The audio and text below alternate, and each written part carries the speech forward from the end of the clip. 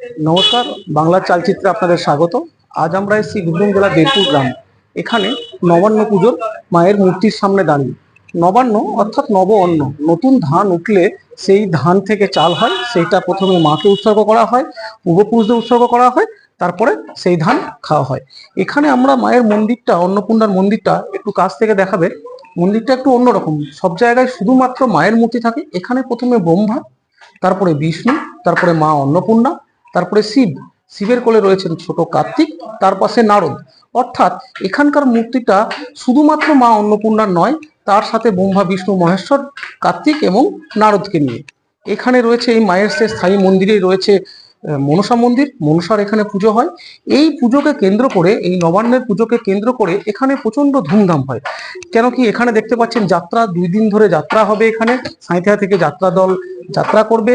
গ্রামের সমস্ত লোকের আত্মীয় স্বজনরা এখানে আসে, তারা একসঙ্গে সবাই মিলে যাত্রা দেখে, পুজো করে, আনন্দ করে। এইখানেই পাশে রয়েছে ধর্মরাজ মন্দির। এখানে ধর্মরাজ পুজোর সময় ধর্মরাজ পুজো হয়।